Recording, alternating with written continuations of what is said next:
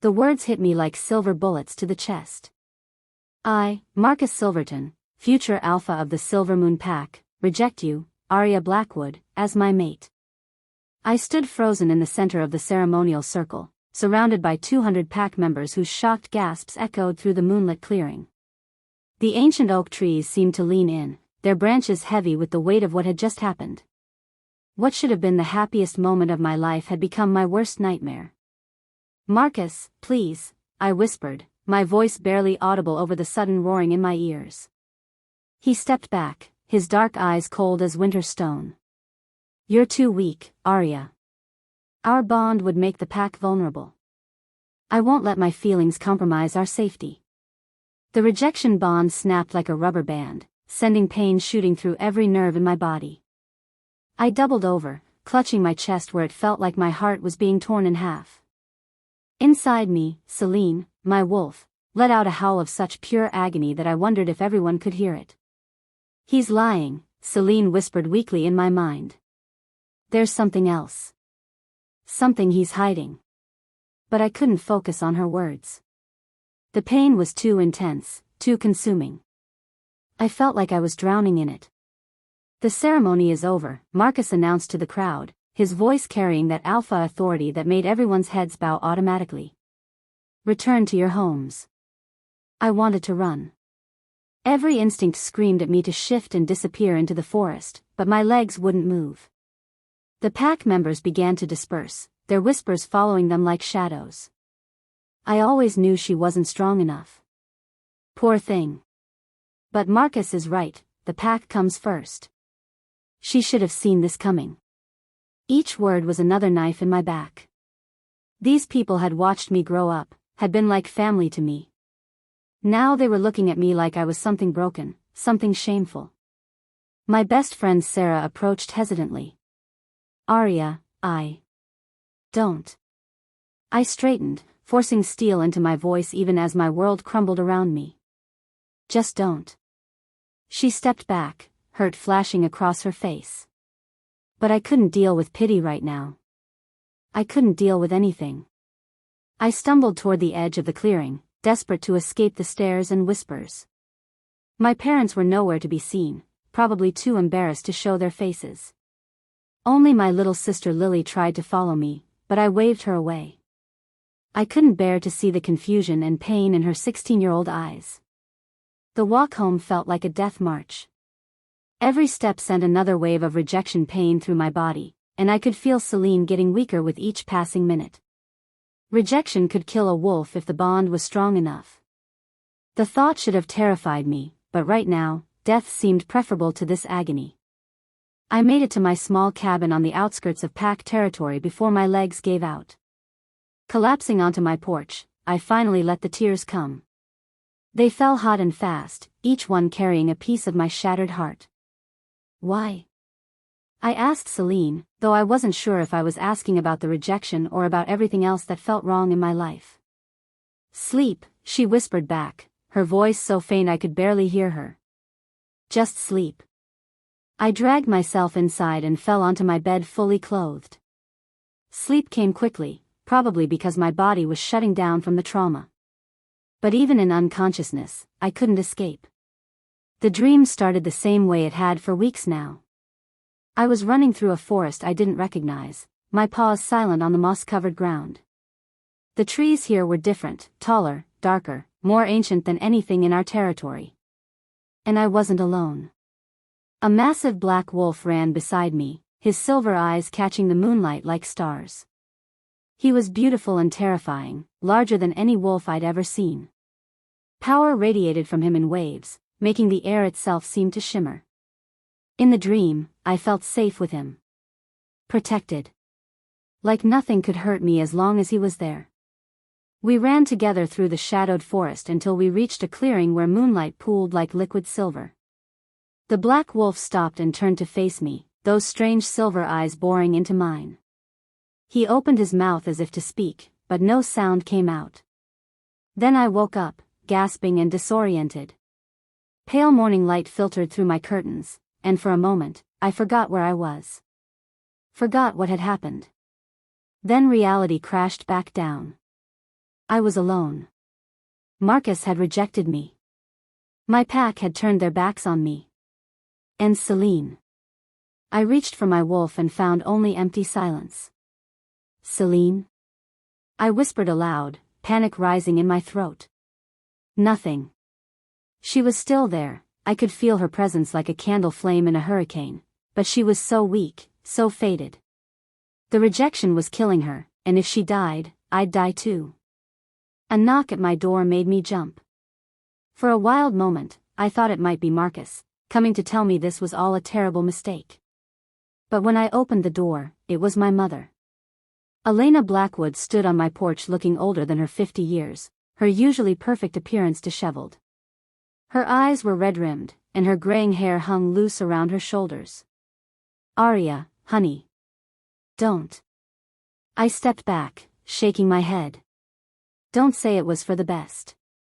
Don't say Marcus was right. Don't say any of it." I wasn't going to. She pushed past me into the cabin, her movements sharp with barely contained anger. "I was going to say that boy is a fool, and he's going to regret this for the rest of his life." I stared at her, shocked. "Mom. You think I don't know what you are? What you're capable of?" She turned to face me, and I saw something fierce blazing in her eyes. "You're dreamwalking, aren't you? That's why he rejected you. He's afraid of what you might see." My mouth fell open. "How did you?" "Because I did it too, when I was your age." She sat heavily on my couch, suddenly looking exhausted. "It runs in our bloodline, Arya. The women in our family have always been different. Your grandmother could do it. So could her mother. But why didn't you tell me?" "Because I hoped you wouldn't inherit it. Because I knew what it would mean if you did." She looked up at me with eyes full of regret. "Men fear what they can't control, sweetheart. And a woman who can walk through dreams, who can see into the deepest parts of their souls, that terrifies them."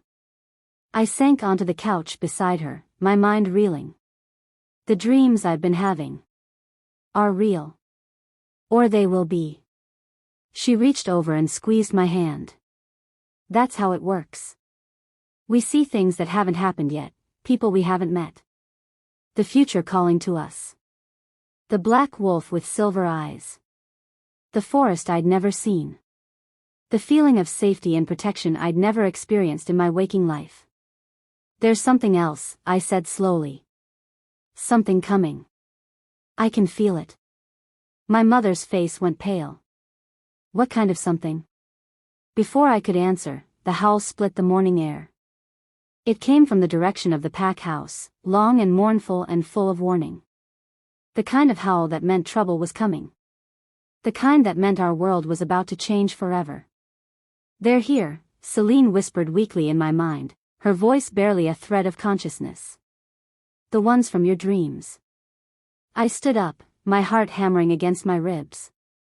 Through the window, I could see pack members running toward the main house, their faces tight with fear and confusion. "Arya," my mother said, her voice sharp with worry. "What did you see in your dreams?" But I was already moving toward the door, drawn by something I couldn't name. Something that felt like destiny. "A black wolf," I said without turning around. "With silver eyes." The howl came again, closer this time. And despite everything, despite the rejection, despite the pain, despite my dying wolf, I felt a spark of something I thought I'd lost forever. Hope. Chapter 2. The pack house was in chaos when I arrived. Wolves ran back and forth across the main courtyard, their voices sharp with panic and confusion. The air crackled with tension so thick I could taste it on my tongue like copper pennies. At the center of it all stood Marcus, his face a mask of barely controlled rage as he spoke in hushed tones with his beta, Jake Morrison. "What's happening?" I asked Sarah, who was hovering near the edge of the crowd. She looked at me with wide, frightened eyes. "Blood Moon Pack. They're at our borders." My blood turned to ice. The Blood Moon Pack was a name whispered in fear throughout our territory. They were the boogeyman stories parents told their children to make them behave. Led by Alpha Daemon Nightshade, they were ruthless, powerful, and utterly without mercy. What do they want? I asked, though part of me already knew the answer would change everything. Tribute, Jake's voice carried across the courtyard as he addressed the gathered pack. One of their scouts was found dead on our territory yesterday. They're demanding compensation. My mother appeared at my side, her face pale with worry. This is bad, Arya. Very bad. Marcus stepped forward, his alpha presence commanding immediate silence. The Blood Moon Pack has every right to demand tribute for the death of their scout. It was an unfortunate accident during yesterday's patrol. Accident? Someone called out from the crowd. You said you killed a rogue wolf. Marcus's jaw tightened. The situation was misunderstood. The scout was in wolf form, alone, and appeared to be hunting on our territory. I acted to protect the pack. A collective murmur of unease rippled through the crowd. Killing a pack scout, even accidentally, was serious business. It could mean war. What kind of tribute do they want? Elena asked, her voice cutting through the whispers. Marcus exchanged a look with Jake, and something cold settled in my stomach. They've left that decision to us. We have until sunset to present them with adequate compensation, or they'll take what they want by force. The implications hung heavy in the air. Blood Moon Pack didn't want money or territory. They wanted blood. We could offer them the eastern hunting grounds, suggested Rachel, one of the senior pack members. It's good land, plenty of game. They don't want land, Marcus said grimly. They want to make an example of us. Show the other packs what happens when you cross them. I felt Celine stir weakly in my mind, and for a moment, I caught a flash of something, a vision, maybe, or just intuition. A massive black wolf with silver eyes, standing in moonlight. The same wolf from my dreams. He's coming, Celine whispered. He's coming for you. Before I could make sense of her words, a new voice cut through the crowd. There is another option. Everyone turned to see Thomas Hartwell, Marcus's father and current pack alpha, emerging from the pack house. His weathered face was grave, and his eyes held the weight of a decision that would haunt him. What option? Marcus demanded. Thomas looked directly at me, and my heart stopped. We offer them a person. Someone from our pack as tribute. The crowd erupted in shocked voices, but I couldn't hear them over the roaring in my ears. Pack law was clear, no unmated female could be sacrificed. It was one of the oldest, most sacred laws we had. Father, that's necessary, Thomas cut Marcus off. They want to humble us, to show their dominance. A single life to save the pack. But pack law, Elena started. Pack law protects mated females and essential pack members, Thomas said coldly. It doesn't protect those who are expendable. His eyes were still on me, and I felt the trap closing around me like a snare. Expendable. That's what I was now. A rejected, broken wolf with no mate and no purpose. No, Elena said firmly, stepping in front of me. Absolutely not. Arya is my daughter, and I won't let you. You'll let me do what's necessary to save this pack, Thomas snapped, his alpha authority making my mother flinch. Unless you have a better suggestion? The silence that followed was deafening. No one spoke up. No one volunteered. They all just stared at me like I was already dead. Marcus stepped forward, and for a moment, I thought he might defend me. We'd grown up together, after all. We'd been friends before we were supposed to be mates. It makes sense, he said quietly. She's already. He gestured vaguely at me. Broken. Her wolf is dying anyway. At least this way, her death serves a purpose. The words hit me like a physical blow. Broken. Dying. Expendable. You bastard, Lily's voice rang out clear and furious. My 16-year-old sister pushed through the crowd, her face flushed with rage. You coward. You reject her and now you want to kill her? Lily, no, I tried to catch her arm, but she shrugged me off. She's worth 10 of you, Marcus Silverton. And if you think for 1 second that I'm going to let you sacrifice my sister to save your sorry hide. Enough. Thomas's alpha command hit her like a physical force, making her stumble backward. The decision is made. Arya Blackwood will be delivered to the Blood Moon Pack at sunset. The crowd began to disperse, unable to meet my eyes. One by one, people I'd known my entire life walked away, leaving me standing alone in the center of the courtyard. Alone except for Elena and Lily, who flanked me like guards. We'll fight this, Elena said fiercely. We'll leave the pack if we have to. Go rogue. No. I found my voice at last, surprised by how steady it sounded. You have Lily to think about. I won't let you throw your lives away for me. Arya. I'm already dead, Mom. We all know it. Celine is barely hanging on, and without her. I shrugged, trying to appear braver than I felt. At least this way, it means something. Elena's face crumpled, but she didn't argue. She knew as well as I did that a wolf couldn't survive without their animal spirit. Rejection had already begun the process of killing me. This would just speed it up. I need to go pack, I said, turning away before they could see the tears starting to fall again. I'll come with you, Lily said quickly. No. I need to do this alone. The walk back to my cabin felt like walking through a graveyard. Every step was a goodbye, to the trees I'd climbed as a child, to the stream where I'd learned to fish, to the life I'd always thought I'd have. Inside, I moved mechanically through the motions of packing.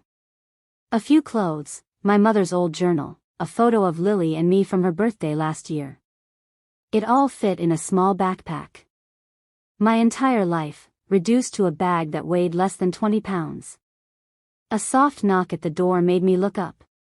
I expected to see Elena or Lily, but instead, a tiny, ancient woman stood on my porch. Grandmother Rose? I hadn't seen her in months. She lived alone in the deep woods, rarely venturing into pack territory. May I come in, child? I stepped aside, and she entered with the careful movements of someone who'd lived through 90 years of hard choices. Her silver hair was braided with small bones and feathers, and her dark eyes held secrets older than the pack itself. I heard what happened, she said, settling herself on my couch with a sigh. Marcus is a fool, but that's not why I'm here. Why are you here? She reached into a small leather pouch at her waist and pulled out something that made my breath catch. It was a pendant, a crescent moon carved from some kind of silver stone that seemed to glow with its own inner light. This has been in our family for 7 generations, she said, holding it out to me. It was made by the first dreamwalker in our bloodline, a woman who could see across time and space. I took the pendant with trembling fingers. The moment it touched my skin, I felt a jolt of energy so intense it made my teeth ache. Celine lifted her head for the first time since the rejection, a soft whimper escaping her. What does it do? It protects, Rose said simply. It guides. It remembers. She leaned forward, her ancient eyes boring into mine. The path you're about to walk is dangerous, child. But it's also your destiny. My destiny is to die at the hands of the Blood Moon Pack. Is it? She smiled, and for a moment, I saw the powerful woman she'd once been. Tell me, what do you see when you dream? A black wolf. With silver eyes. Her smile widened. Then you know more than you think you do. Before I could ask what she meant, she was standing, moving toward the door with surprising speed. Grandmother, wait. The pendant will show you the way when the time comes, she said without turning around. Trust it. Trust yourself. And remember, sometimes the thing we fear most is exactly what we need. She was gone before I could respond, leaving me alone with the glowing pendant and 1,000 questions. I fastened the chain around my neck, tucking the pendant beneath my shirt. Whatever magic it held, I could feel it working already. Celine was stronger, more alert. The constant ache in my chest had dulled to a manageable throb. A horn sounded in the distance, the call to gather at the pack house. Sunset was approaching, and with it, my fate. I shouldered my pack and took one last look around the cabin. This morning, I'd been a rejected, broken wolf with no future. Now I was a sacrifice, a tribute to appease the most dangerous pack in the territory. Somehow, that felt like progress. The walk to the pack house was a blur. Pack members lined the path, some watching with pity, others with relief that it wasn't them. I kept my head high, my shoulders straight. If I was going to die, I'd die with dignity. Marcus was waiting in the courtyard, along with Thomas and Jake. They looked uncomfortable, which was something, I supposed. The Blood Moon representatives are waiting at the border, Thomas said formally. You'll be escorted to the meeting point. Representatives? I asked. 3 wolves. They came to assess the tribute. Assess. Like I was livestock. Lily appeared at my side, her face streaked with tears. This isn't fair, she whispered. You're good and kind and brave, and they're just going to. Hey. I pulled her into a hug, breathing in her familiar scent of wildflowers and honey. I love you, okay? No matter what happens, remember that. I love you too, she sobbed into my shoulder. I love you so much. Elena came next, her embrace fierce and desperate. Be strong, she whispered in my ear. Stronger than you know you are. And then it was time to go. The escort consisted of Jake and 2 other wolves I barely knew. We walked in silence through the forest, following the old deer paths toward the border. The sun was setting, painting the sky in shades of blood and gold. When we reached the clearing that marked the edge of our territory, 3 figures were waiting. They were massive, all of them, with the kind of presence that made the air itself seem heavier. But it was the one in the center that made my breath catch. He was tall and broad-shouldered, with black hair and the kind of face that belonged on ancient statues. But it was his eyes that stopped my heart. Silver. Like moonlight on water. Like the wolf in my dreams. Alpha Daemon Nightshade, Jake said formally. We bring you tribute as requested. The silver-eyed man, Daemon, stepped forward, his gaze fixed on me with an intensity that made my knees weak.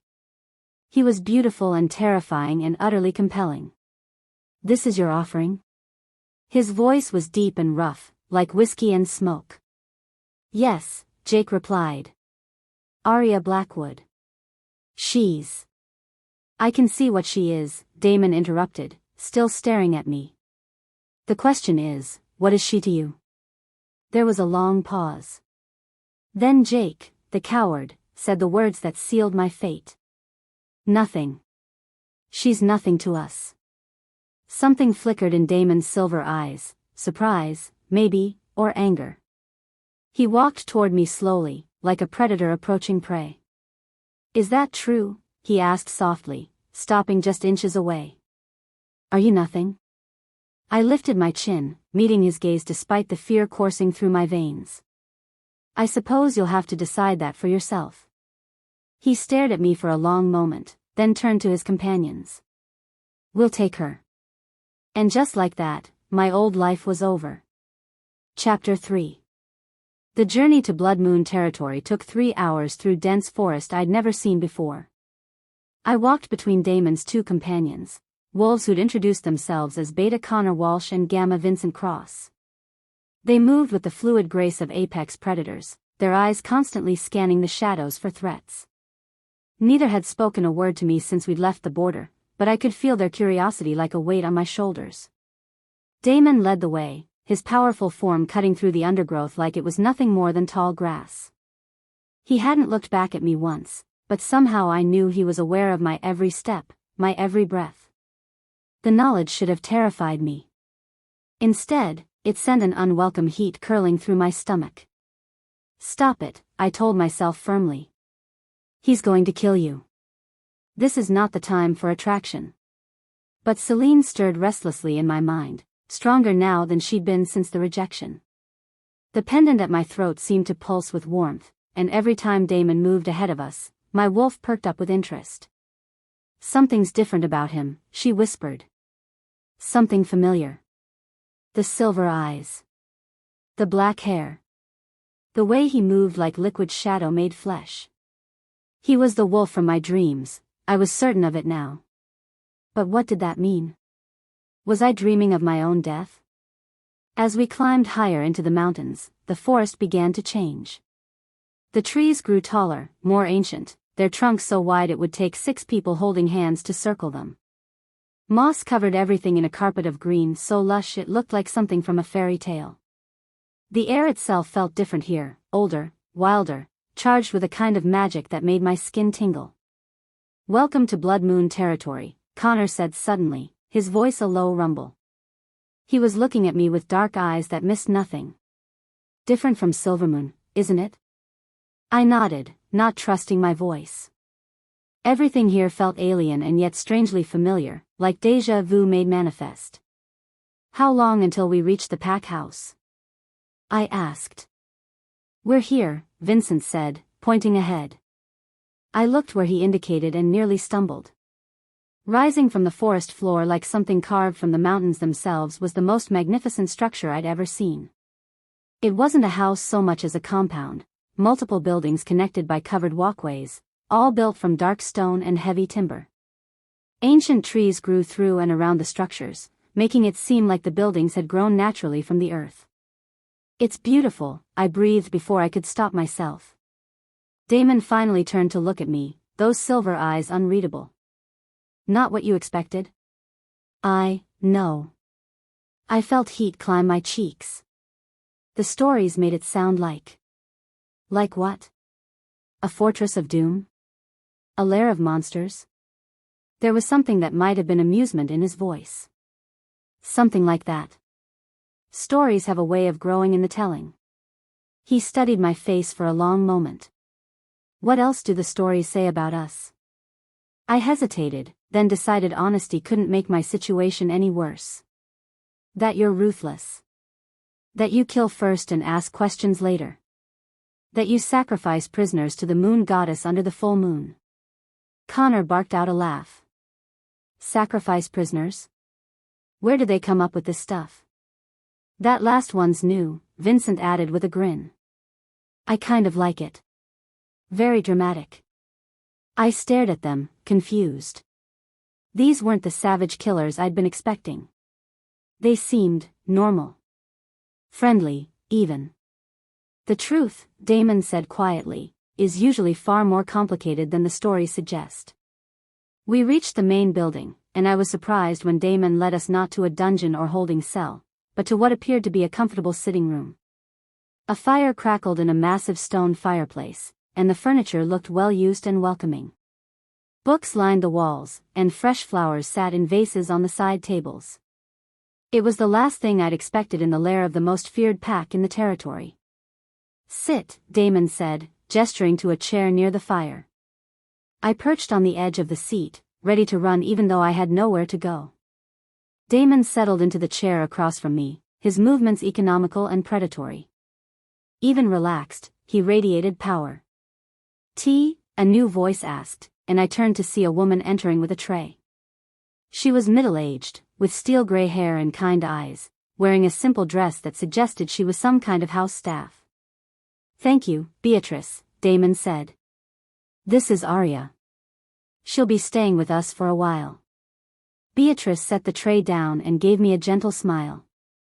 "Welcome, dear. I'm sure you must be tired after that long walk." I blinked in surprise. She was treating me like a guest, not a prisoner. "Thank you," I managed. After Beatrice left, silence settled over the room. Connor and Vincent had positioned themselves near the windows, casual but alert. Guards, I realized, though I couldn't tell if they were there to keep others out or keep me in. "I suppose you're wondering why you're still alive," Damon said finally. The thought had crossed my mind. Tribute doesn't have to mean death. It can mean service. Recompense. He leaned forward slightly. "Your pack owes mine a debt. You'll work it off." "Work it off how?" "General service around the pack house. Cleaning, cooking, whatever needs doing." His eyes never left my face. You'll be under my direct supervision. I frowned. It seemed almost too easy. That's it? I do chores and you consider the debt paid? That depends on how well you do the chores. There was something in his tone that made my pulse quicken, though I couldn't tell if it was fear or something else entirely. For how long? We'll see. Another non-answer. I was beginning to think Damon Nightshade spoke entirely in riddles. Connor cleared his throat. Alpha, if I may, the pack will want to know about our new guest. Of course they will. Damon stood, his impressive height making me feel small and vulnerable. Vincent, arrange quarters for Arya. Something comfortable but secure. The tower room? Vincent suggested. Perfect. I didn't like the sound of that. Tower room? Third floor of the east wing, Damon explained. Private. Quiet. A single staircase. Easy to guard, in other words. Or to keep someone from escaping. I'll show you there now, Vincent said, moving toward the door. Let you get settled before dinner. I stood on unsteady legs, the events of the day finally catching up with me. This morning I'd been rejected by my mate. This afternoon I'd been sacrificed by my pack. Tonight I was in the heart of enemy territory, alive but essentially a prisoner. It was almost too much to process. One more thing, Damon said as I reached the door. I turned back to find him watching me with those unsettling silver eyes.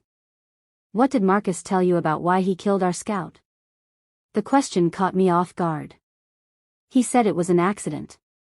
That the scout was alone and appeared to be hunting on our territory. And you believed him? I thought about it, really thought about it for the first time. He's never been particularly honest with me about anything else, so probably not. Something that might have been approval flickered across Damon's face. Good. Hold on to that skepticism. You're going to need it. The tower room turned out to be nothing like the prison cell I'd been expecting.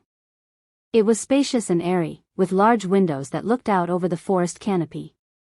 The furniture was simple but well made, and someone had left fresh clothes on the bed along with toiletries and towels. Dinner's at 7, Vincent said from the doorway. Someone will come get you. What if I don't want to come to dinner? He gave me a look that was almost pitying. Then you'll go hungry. And trust me, you don't want to do that. Beatrice takes it personally when people don't eat her cooking. After he left, I explored my new quarters more thoroughly. The door had a lock, but it was on the outside.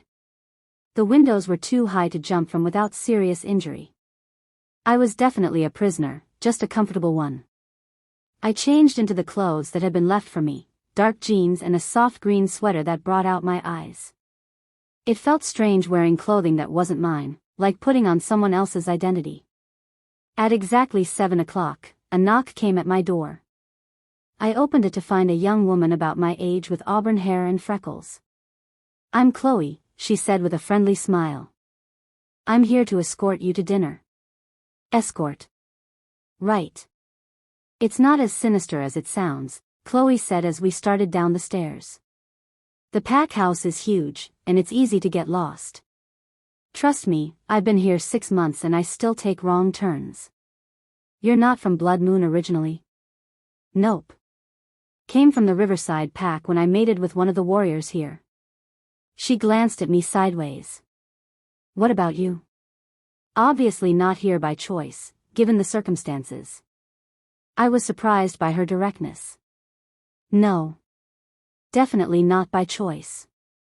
Well, for what it's worth, you could have ended up somewhere a lot worse. Blood Moon wolves are good people, despite what the rumors say. We entered a dining hall that could have seated 50 people comfortably. About half the tables were occupied, filled with wolves of all ages talking and laughing over their meals. It looked like a family dinner. Not what I'd expected from the most feared pack in the territory. Arya. Beatrice waved me over to a smaller table near the kitchen. Come sit with us. I found myself seated between Chloe and an older man who introduced himself as pack historian Samuel Reed. Across from me sat a warrior named Marcus, not to be confused with my former almost mate, who regaled us with stories of his latest patrol adventures. So there I was, face to face with the biggest bear I've ever seen, Warrior Marcus was saying, and all I had was a camp spoon and my devastatingly good looks. How did you get out of that one? Chloe asked, laughing. Turns out the bear was more interested in my fish than in eating me. We shared a lovely dinner by the stream. I found myself smiling despite everything. These people were nothing like the monsters from the stories. They were warm, funny, and welcoming, treating me like a guest rather than a prisoner. But I noticed the glances, too. The quick, assessing looks when they thought I wasn't paying attention. They were being kind, but they were also watching me. How are you settling in? Samuel asked kindly. It's not what I expected. What did you expect? I thought about how to answer that diplomatically. Something less friendly. Samuel chuckled. The stories about us have gotten rather out of hand over the years. We find it useful to let people think we're monsters. Keeps the truly dangerous packs from testing us. You mean you're not actually ruthless killers? Oh, we can be ruthless when we need to be, Warrior Marcus said cheerfully. But we prefer diplomacy when possible. Fewer bloodstains on the furniture. I was starting to understand that the fearsome reputation of Blood Moon Pack was at least partly deliberate misdirection. They wanted other packs to fear them, to think twice before causing trouble. It was brilliant, really. After dinner, Chloe walked me back to my room. What did you think? She asked as we climbed the tower stairs. They're not what I expected. That's the point. We've learned that fear is often more effective than actual violence. She paused at my door. But don't mistake kindness for weakness, Arya. Everyone here has earned their place through strength and loyalty. Cross us, and you'll discover why people tell scary stories about blood moon wolves. After she left, I sat by my window looking out at the moonlit forest. Celine was restless, pacing in my mind like a caged animal. This place feels like home, she said suddenly. It's not home. We're prisoners here. Are we? Or are we exactly where we're supposed to be? Before I could ask what she meant, a knock came at my door. I opened it to find Damon standing in the hallway, his large frame filling the doorway. Walk with me, he said. It wasn't really a request. We walked in silence through corridors I was already starting to recognize, past sleeping quarters and common rooms, until we reached a door I hadn't seen before. Damon opened it to reveal a private study lined with books and maps. Sit, he said, settling behind a massive oak desk. I took the chair across from him, acutely aware of how the lamplight played across his features. He really was devastatingly handsome, all sharp angles and dangerous curves, like a sculpture designed to make women lose their minds. Focus, I told myself. He could still decide to kill you. Tell me about your dreams, he said without preamble. I felt the blood drain from my face. What dreams? The ones you've been having for weeks. The ones with the black wolf. My heart hammered against my ribs. How could he possibly know about that? I don't know what you're talking about. He leaned back in his chair, studying me with those unnerving silver eyes. Your grandmother Rose told you about dreamwalking. She gave you the pendant. She warned you that your path would be dangerous but necessary. I shot to my feet, panic flooding my system. How do you know about my grandmother? How do you know about any of this? Sit down, Arya. No. You tell me right now how you know these things, or I. Or you what? He stood as well, moving around the desk with predatory grace. You'll run? You'll fight me?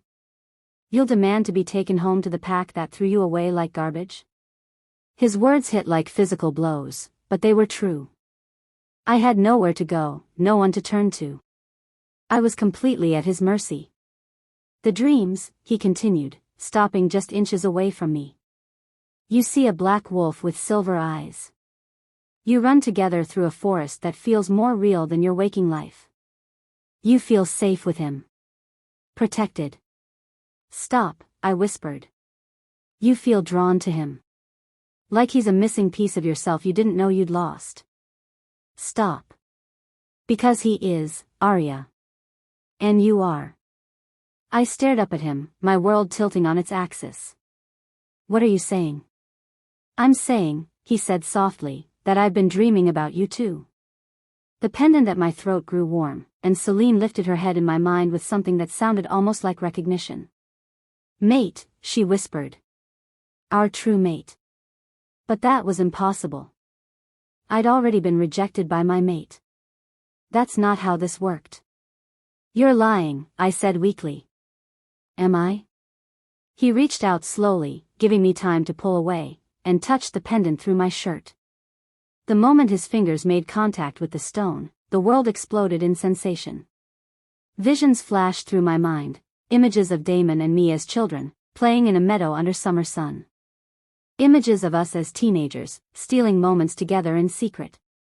Images of us as adults, our bodies entwined in passion and love. But none of it had happened. None of it was real. Or was it? What is this? I gasped, pulling away from his touch. The truth, he said quietly. The truth your pack has been hiding from you your entire life.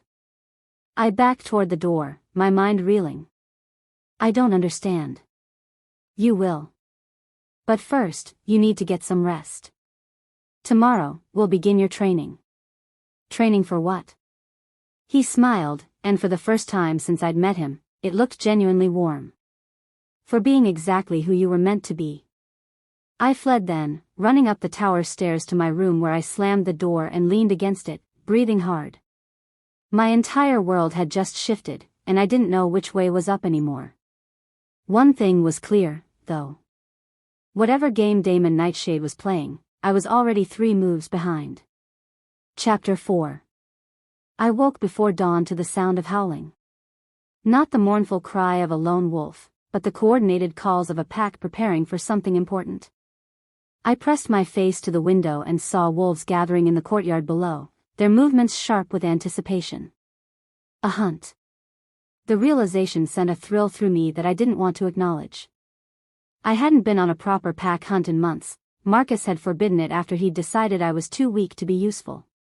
But watching the Blood Moon wolves prepare, seeing the joy and excitement on their faces, I felt Celine stirring with eager hunger. We could run again, she whispered. Really run. A knock at my door interrupted my thoughts. I opened it to find Chloe holding a bundle of clothes. Hunt gear, she said, pushing past me into the room. Damon wants you to come along. I stared at the clothes, practical pants, a fitted shirt, boots that looked like they'd actually fit. Why? Because you're part of the pack now, even if it's temporary. She gave me a look that was both sympathetic and shrewd. Besides, he wants to see what you can do. What I can do? Your abilities. The dreamwalking thing. She lowered her voice.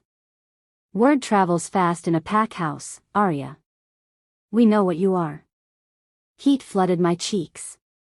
And what am I, exactly? Powerful. Dangerous. Useful. She shrugged. Maybe all 3. After she left, I changed into the hunt clothes, surprised by how well they fit. Someone had taken careful measurements, which meant they'd been planning this. The pendant at my throat warmed as I made my way downstairs, and I found myself moving toward the courtyard where the pack was assembling. Damon stood at the center of the group, and even from a distance, I could feel the pull of his presence like a magnetic force. He looked up as I approached, those silver eyes tracking my movement with predatory intensity.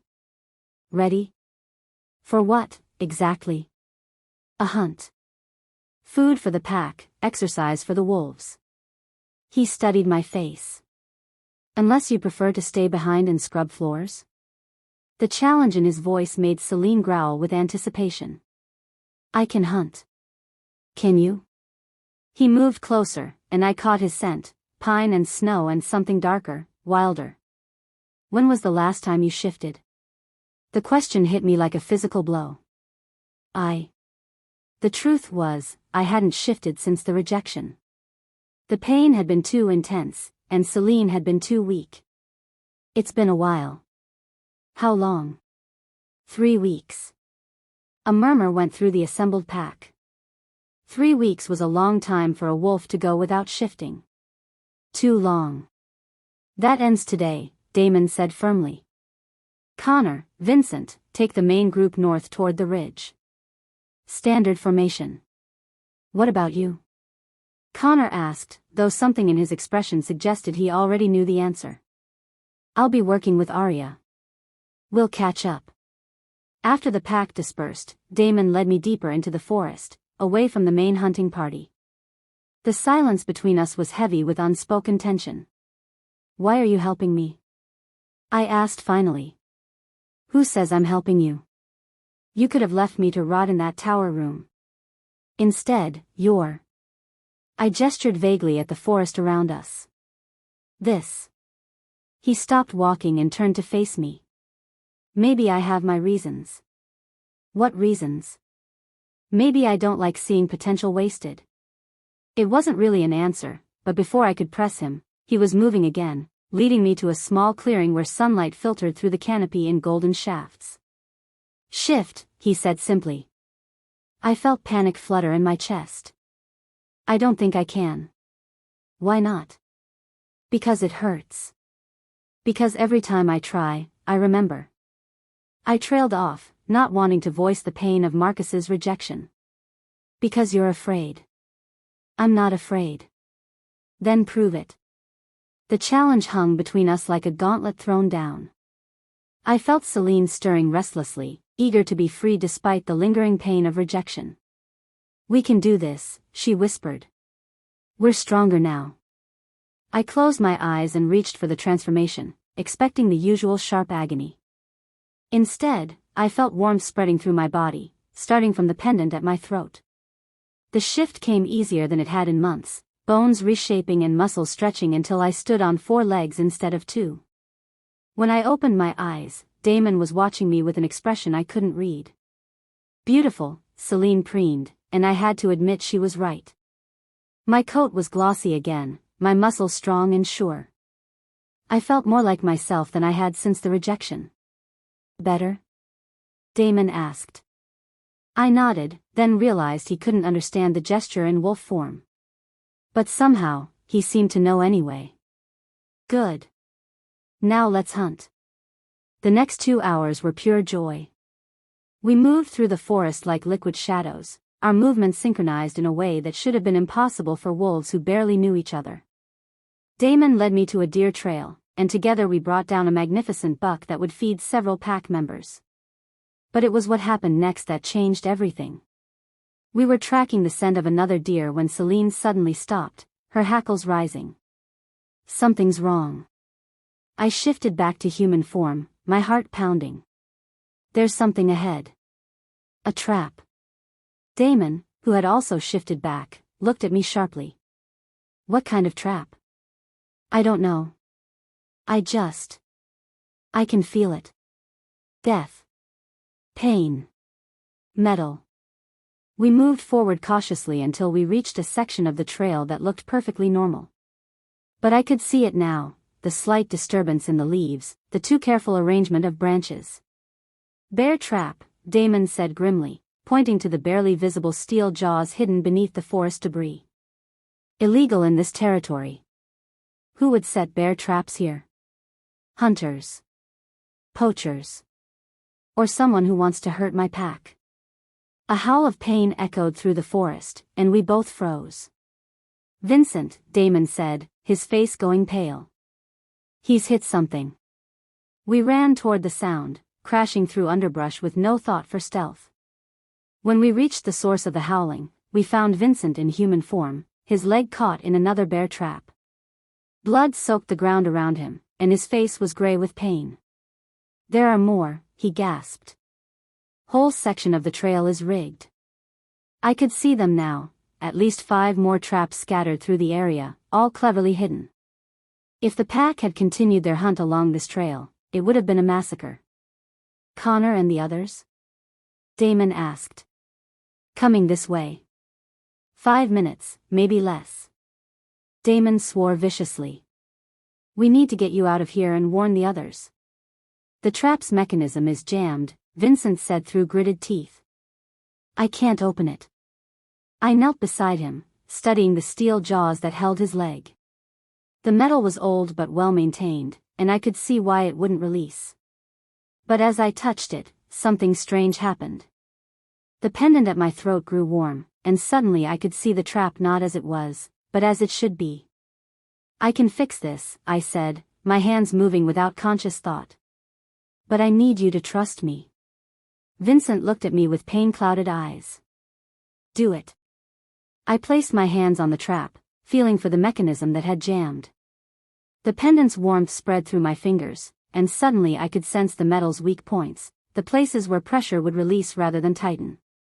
The trap opened with a sharp click. Vincent pulled his leg free, blood streaming from the puncture wounds. How did you? I don't know, I said honestly. I just saw how it was supposed to work.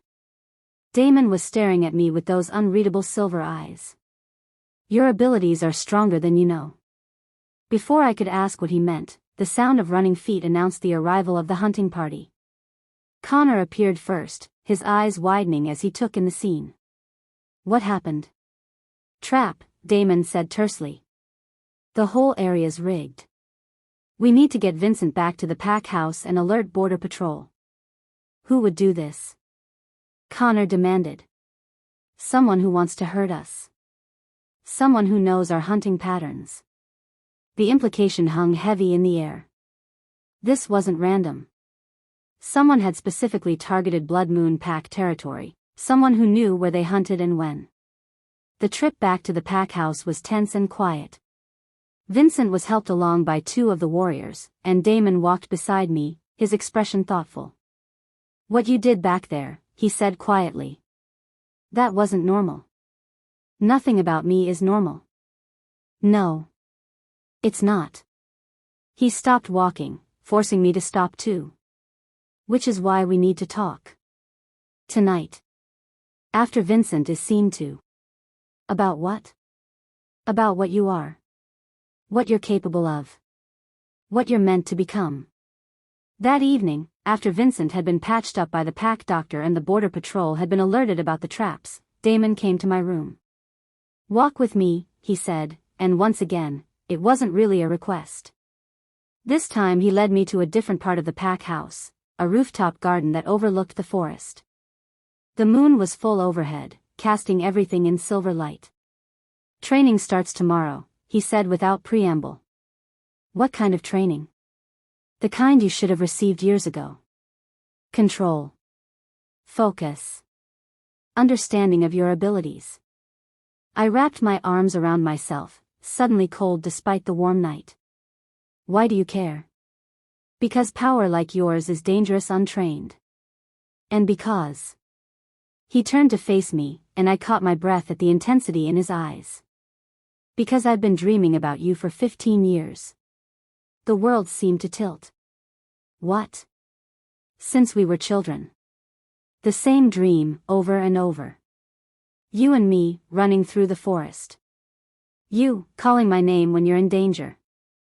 Me, searching for you but never finding you in time. My heart hammered against my ribs. That's impossible. Is it?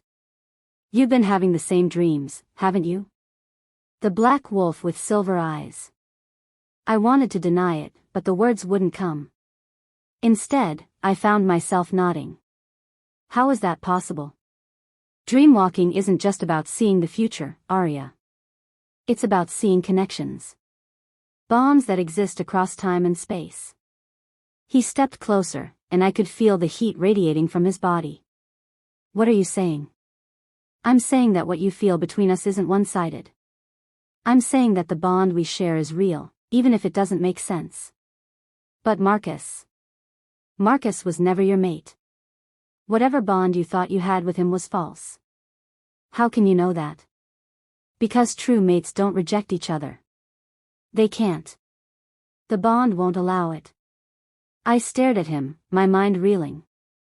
You're saying we're, mates? I'm saying it's possible. More than possible. He reached out slowly, giving me time to pull away, and touched the pendant at my throat. The moment his fingers made contact with the stone, the world exploded. Visions flooded my mind, not dreams this time, but memories. Real memories of a childhood I'd somehow forgotten. Playing with a dark-haired boy in secret meetings in the forest. Promising to find each other someday. Being torn apart by pack politics and lies. And beneath it all, a bond that had been hidden, suppressed, but never truly broken. Damon, I whispered, and his name on my lips felt like coming home. I know, he said softly. I've been waiting for you to remember. The pendant grew warm between us, pulsing with a light that seemed to come from within. And suddenly I could feel it, the bond that had always been there, buried beneath layers of deception and false memories. How? I asked, tears streaming down my face. How did I forget? Magic. The same magic that hid our bond from the beginning. His thumb traced over my cheek, wiping away the tears. Someone wanted to keep us apart. Who? I have my suspicions. But first, we need to. He was interrupted by Connor's voice calling from below. Alpha. Emergency. Damon's jaw tightened. What now? It's Silvermoon Pack. They're under attack. My blood turned to ice. Lily. I was running before I could think, racing down the stairs with Damon close behind. We reached the main hall to find Connor standing with a messenger I didn't recognize, a young wolf with wild eyes and clothes torn from running. What's the situation? Damon demanded. Hunters, the messenger gasped. Dozens of them. They came at sunset, knew exactly where to hit. The pack house is surrounded. Casualties? Unknown. But they're asking for terms. What kind of terms? The messenger's eyes found mine. They want the Dreamwalker. They know she's here. The room fell silent. I felt every eye in the hall turn to me, and the weight of their stares was crushing. They have my sister, I said, my voice barely above a whisper. They have Lily. We don't know that, Damon said firmly. Yes, we do. I looked at him, seeing my own certainty reflected in his silver eyes. This is about me. It's always been about me. Then we end it, he said simply. Tonight. We? You think I'm letting you walk into a trap alone? The bond between us pulsed with warmth, and I felt Celine stirring with determination. Together, she said firmly. We face this together. There's something else, the messenger said hesitantly. The hunters, they're being led by someone from Silvermoon Pack. Someone who knows all your weaknesses. My heart sank, though I wasn't really surprised. Marcus. He's been selling information to hunters for months, the messenger continued. Patrol routes, pack weaknesses, the location of safe houses. That's how they knew about your abilities. That's how they knew you were here. Betrayal cut through me like a blade. Not just my rejection, but the safety of both packs. All so he could what? Prove his strength? Consolidate power? I have to go, I said, moving toward the door. Arya, wait. I turned back to Damon, seeing the conflict in his eyes. I won't let innocent people die because of me. And I won't let you walk into a trap. Then come with me. That's exactly what they want. Both of us, together. Maybe. But maybe that's also what we need to end this. The pendant pulsed warm against my skin, and I saw understanding dawn in Damon's eyes. Together, he said finally. Together. As we prepared to leave, I couldn't shake the feeling that we were walking into something much bigger than a simple rescue mission. The hunters, Marcus's betrayal, the false bond that had hidden my true mate, it all felt connected somehow. But there was no time to figure it out. Somewhere in the chaos of the attack, Lily was in danger. And I would burn the world down before I let anything happen to her. The moon was high and bright as we set out for Silvermoon territory, and I prayed we wouldn't be too late. Chapter 5. The ride to Silvermoon territory took place in the back of Connor's truck, with Vincent driving despite his injured leg and Damon beside me in the cargo bed. We'd brought a small team, just Connor, Vincent, and 2 warriors named Derek Stone and Nathan Cross. More would be seen as an invasion, Damon had explained as we loaded weapons and supplies. Less would be suicide. Now, racing through the night with the wind whipping through my hair, I tried to process everything that had happened in the last few hours. The pendant at my throat pulsed with steady warmth, and every mile that brought us closer to danger seemed to strengthen the bond one could feel growing between Damon and me. "Talk to me," Damon said quietly, his voice barely audible over the engine noise. "About what?" "About what you're thinking. What you're feeling." I looked at him, really looked at him, taking in the sharp angles of his face in the moonlight, the way his silver eyes seemed to glow with their own inner fire. "I'm thinking that nothing in my life makes sense anymore." "Because of the bond?" "Because of everything." I pulled my knees up to my chest, suddenly feeling small and lost. 3 days ago, I thought I knew who I was. I was Arya Blackwood, the weak wolf who got rejected by her destined mate. Now I find out that wasn't even real. That there's some curse making people think they're mated to the wrong person. Not people. Just you. I stared at him. "What do you mean?" Damon was quiet for a long moment, his hands clenched into fists on his knees. "The curse wasn't cast on the entire pack, Arya. It was cast on you specifically. On our bond." The words hit me like a physical blow. "Why?" "Because someone wanted to keep us apart. Someone who knew what we could become together." "What could we become?" "Powerful. Too powerful for some people's comfort." Vincent took a sharp turn, and I grabbed Damon's arm for balance. The moment our skin touched, the pendant flared with light so bright it was visible even through my shirt. "It's getting stronger," I whispered. "The closer we are to the source of the curse, the stronger our true bond becomes." His hand covered mine, warm and sure. "Arya, there's something else I need to tell you. About our families. About why this all started." "What about our families?" "Your grandmother Rose, she's my grandmother Luna's sister." I felt the world tilt beneath me. "That's impossible." "No, it's not. 50 years ago, our grandmothers were part of the same pack. The Moonshadow Pack, led by your great-grandfather Alpha Cameron Blackwood. I've never heard of any Moonshadow Pack. Because it was destroyed. Torn apart by war and betrayal and a witch's curse." The truck hit another bump, but I barely felt it. My entire understanding of my family history was crumbling around me.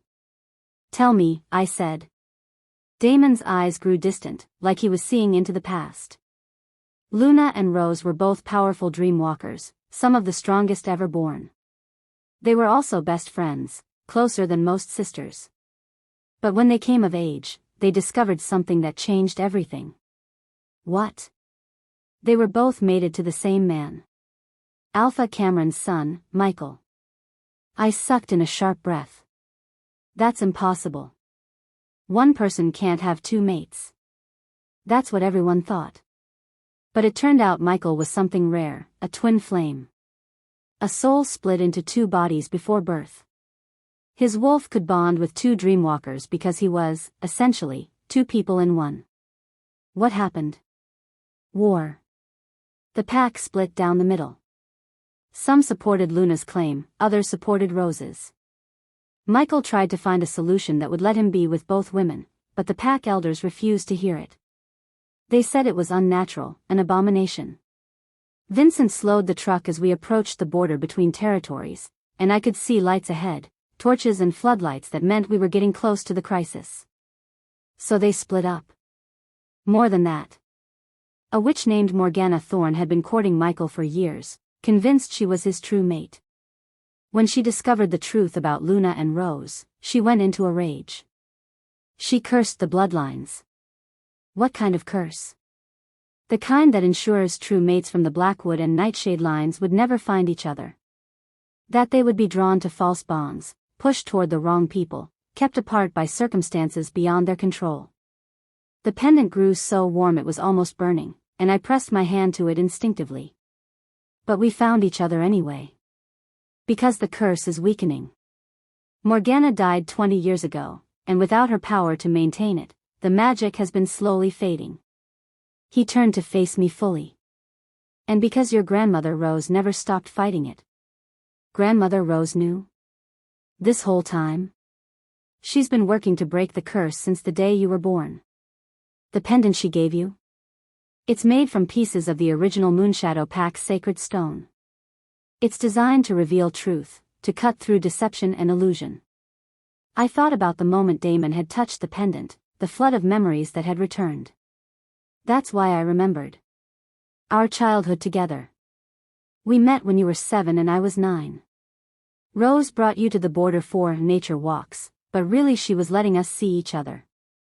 Letting the bond form naturally. More memories were surfacing now, clearer and more detailed. A boy with dark hair teaching me to skip stones. Playing hide and seek in the forest. Making childish promises to always be friends. But then it stopped. Your parents found out. Marcus's father convinced them that the connection was dangerous, that the Nightshade Pack was trying to use you somehow. His voice turned bitter. They forbade Rose from bringing you to the border. We were 8 and 10 when we last saw each other. Until 3 days ago. I never stopped looking for you, Arya. Every patrol that brought us near Silvermoon territory, every gathering where the packs met, I searched for you. But the curse made sure you never noticed me, never remembered. The truck stopped, and Vincent called back to us. Border checkpoint ahead. Silvermoon guards. I could see them now, 3 wolves in human form, armed and nervous looking. Behind them, smoke rose from the direction of the pack house. Let me handle this, Damon said, but I was already climbing out of the truck. Arya? The guard who approached was someone I recognized, Peter Walsh, Connor's cousin who transferred to Silvermoon 2 years ago. Thank the moon you're safe. Alpha Thomas has been frantic. What's the situation, Peter? Bad. The hunters have the pack house surrounded. They've got some kind of witch with them, she's keeping our wolves from shifting. His eyes moved to Damon and the others. I don't think bringing Blood Moon wolves is going to help. They're here to help, I said firmly. Alpha Thomas won't see it that way. Alpha Thomas isn't in charge anymore, Damon said quietly. Not if he's allowed his pack to be compromised by hunters. Peter's hand moved to his weapon. You need to leave. Now. Actually, he doesn't. The voice came from the shadows, and I spun around to see Grandmother Rose stepping into the torchlight. She looked older than when I'd seen her yesterday, more fragile, but her eyes were sharp as ever. Grandmother? What are you doing here? Waiting for you, child. Waiting for both of you.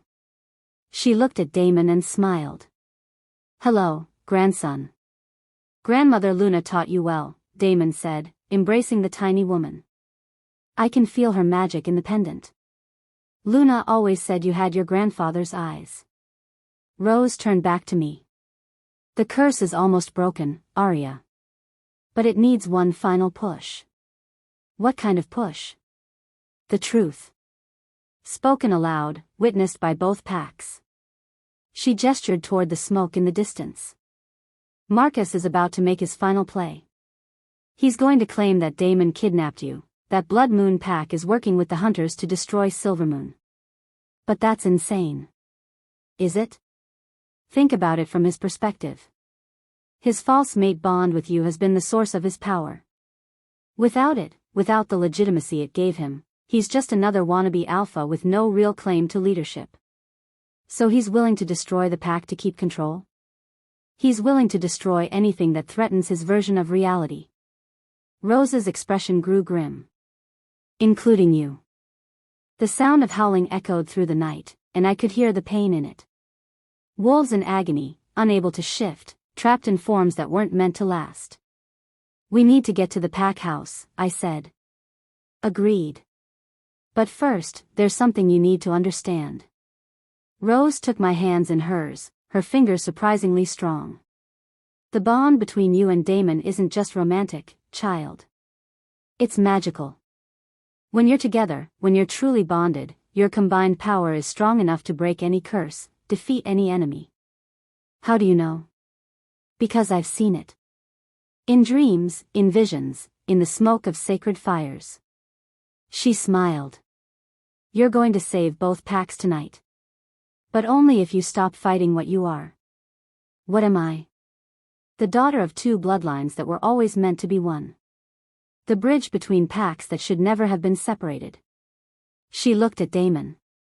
And you're the key that unlocks her full potential. Before I could ask what she meant, the sound of gunfire split the night. In the distance, I could see muzzle flashes and the orange glow of fire. They're attacking, Peter said, his face pale with terror. Then we end this now, Damon said, his alpha authority making everyone stand straighter. Vincent, Derek, Nathan, with me. Connor, stay with the vehicles. What about me? I asked. You're coming with me. We do this together. As we ran toward the chaos, Rose's words echoed in my mind. The bridge between packs that were always meant to be one. The pendant at my throat pulsed with each step, growing brighter and warmer as we approached the pack house. And for the first time since this nightmare began, I felt something other than fear. I felt power. The scene at the pack house was chaos. Hunters in tactical gear had surrounded the main building, their weapons trained on windows and doors. Spotlights bathed everything in harsh white light, and I could smell the acrid scent of some kind of magical suppression field. But it was the figure standing at the center of it all that made my blood run cold. Marcus stood with the hunters, very much not a prisoner. He was giving orders, pointing to specific parts of the building, clearly in charge of the operation. Treacherous bastard, Damon growled beside me. There, I said, pointing to a figure in dark robes standing near what looked like a mobile command post. The witch. She was younger than I'd expected, maybe 30, with silver hair and pale skin. But the power radiating from her was unmistakable, dark and twisted and wrong. Morgana's apprentice, Rose said grimly. She'd kept pace with us despite her age, moving with surprising speed through the forest. I should have known she'd try to finish what her mistress started. Can you break her spell? Not alone. But together. She looked meaningfully at Damon and me. Together, we might have a chance. A scream echoed from the pack house, and I saw a familiar figure stumble out of a side door. Lily, her clothes torn and her face streaked with tears. No, I breathed, starting forward, but Damon's hand on my arm stopped me. It's a trap. I don't care. That's my sister. And if you get yourself killed, who's going to save her? He was right, but every instinct I had screamed at me to run to her, to protect her. The pendant at my throat was burning now, reacting to my emotional turmoil. We need a plan, Damon said. I have one, Rose said. But you're not going to like it. Tell me. One of you needs to get close enough to the witch to disrupt her spell. The other needs to get to the pack house and rally our wolves. That's suicide, Vincent said. The place is crawling with hunters. Not if they think they're getting what they want. Rose looked directly at me. Marcus wants you, Arya. Specifically you. If you surrender yourself. Absolutely not, Damon snarled. It will draw both him and the witch away from the pack house. Give our people a chance to regroup. I said no. It's not your choice, I said quietly. It's mine. The bond between us pulsed with shared emotion, his fear for me, my determination to protect the people I loved. And underneath it all, something else. Something that felt like destiny. There's another way, I said suddenly. The bond. Rose said our combined power could break any curse. You'd have to complete the mating bond, Rose said. Here. Now. In the middle of a war zone. Would that be enough to break the witch's spell? It would be enough to break every spell she's ever cast. Rose's eyes gleamed. But it's dangerous. That much power, released all at once, it could destroy everything in a mile radius. Including the hunters? Including everyone. Damon and I looked at each other, and I saw my own thoughts reflected in his silver eyes. It was insane. It was dangerous. It was probably going to get us both killed. It was also our only chance. Do it, we said in unison. Rose smiled. Now that's what I like to hear. As we prepared for what might be the last few minutes of our lives, I realized that everything I'd thought I knew about love, about destiny, about who I was meant to be, had been wrong. But sometimes being wrong was the first step toward finding the truth. Chapter 6. Before we could begin the bonding ritual, Marcus's voice boomed across the clearing, amplified by some kind of magical enhancement. Arya Blackwood. I know you're out there. You have exactly 5 minutes to surrender yourself, or your sister dies. My blood turned to ice. Through the trees, I could see Lily being dragged to the center of the clearing, her hands bound behind her back. Even from this distance, I could see the terror on her face. It's a trap, Damon said, his voice low and urgent. He's trying to draw you out before we can complete the bond. I don't care. That's my sister. And if you get yourself killed, she dies anyway. Rose grabbed my arm with surprising strength. The ritual, child. It's the only way to save her. There's no time. There's always time for what matters most. She looked between Damon and me. But it has to be now. The witch, her name is Serena Thorne, she's beginning the power-stealing ritual. I can feel it. Indeed, the air around us was beginning to shimmer with dark energy. The witch had begun chanting in a language that made my skin crawl, and I could feel something trying to pull at the edges of my consciousness. For minutes. Marcus called out. And don't think about trying to rescue her. We have the entire pack house surrounded, and my witch friend here has made sure none of your wolves can shift to help. The bastard's right, Vincent said grimly. Look. He pointed toward the pack house, where I could now see Silvermoon pack members stumbling out with their hands raised in surrender. They moved stiffly, like people fighting against invisible bonds, and I realized the magical suppression field was even stronger than I'd thought. The bonding ritual, Rose said urgently. It's the only way to break her hold. How do we do it? I asked. The same way it's been done for thousands of years. You pledge yourselves to each other, exchange blood, and let the moon witness your union. She pulled a small silver knife from her robes. But you have to mean it. The bond won't take if there's any doubt, any hesitation. I looked at Damon, seeing my own fear and determination reflected in his silver eyes. Are you sure about this? I've been sure about you since I was 9 years old, he said simply. The question is, are you sure about me? The pendant at my throat pulsed with warmth, and I felt Celine stirring in my mind. He's ours, she said firmly. He's always been ours. 3 minutes. Marcus shouted, and I could hear the glee in his voice. He thought he'd won.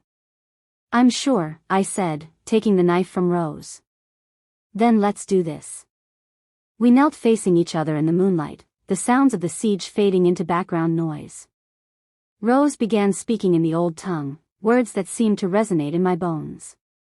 Damon Nightshade, I said, my voice steady despite the chaos around us, I choose you as my mate, my equal, my other half.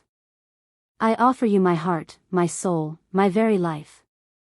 Arya Blackwood, he replied, his voice rough with emotion, I choose you as my mate, my equal, my other half. I offer you my heart, my soul, my very life. I drew the knife across my palm, then handed it to Damon. He did the same, and we pressed our bleeding hands together. The effect was immediate and overwhelming. Power flooded through me like liquid lightning, starting from where our hands touched and spreading throughout my entire body. I could feel Damon's strength becoming mine, his wolf merging with Celine in a dance of primal recognition. The pendant at my throat blazed with light so bright it was visible even in the moonlight. 2 minutes. Marcus called, but his voice sounded distant now, unimportant. The witch's chanting grew more frantic, and I could feel her trying to pull at my abilities, to steal what was mine. But the power flowing through the completed bond was too strong. Her magic hit it like water hitting a stone wall. "It's not working," I heard her scream to Marcus. "The bond is too strong."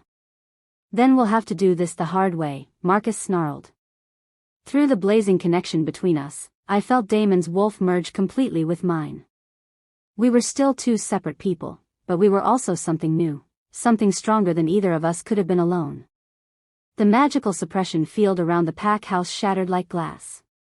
Immediately, howls filled the night as the silver moon wolves finally shifted, their forms blurring from human to wolf in seconds. The hunters, who had been prepared for helpless humans, suddenly found themselves facing a pack of very angry werewolves. "Now!" Rose shouted. While they're distracted. Damon and I rose as one, our hands still joined, power still flowing between us.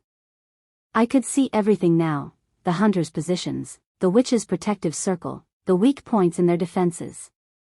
More than that, I could feel the dreamwalking ability expanding, letting me see not just what was, but what could be. "The witch first," I said, and Damon nodded. We moved through the forest like liquid shadow, our wolves in perfect synchronization.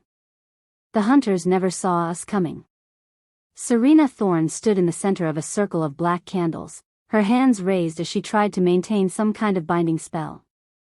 She was younger than I'd expected, maybe 25, with the pale, drawn look of someone who'd been practicing dark magic for too long.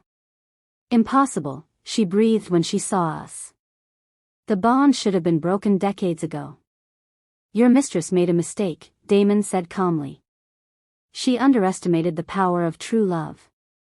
"Morgana never made mistakes," Serena snarled, raising her hands. Dark energy crackled between her fingers. "And neither do I." She launched the spell at us, a bolt of pure shadow that should have torn us apart. Instead, it hit the combined power of our bond and dissipated like smoke. "My turn," I said. I reached out with my abilities, not to walk through dreams this time, but to reach into Serena's mind and show her the truth. The real truth about what her mistress had done, the lives she'd destroyed, the families she'd torn apart. Serena screamed as the visions hit her, falling to her knees as the weight of 50 years of suffering crashed down on her consciousness. "Stop," she gasped. "Please. Release the binding spells," I said. "All of them." "I can't. They're tied to my life force." "Then we'll have to do this another way."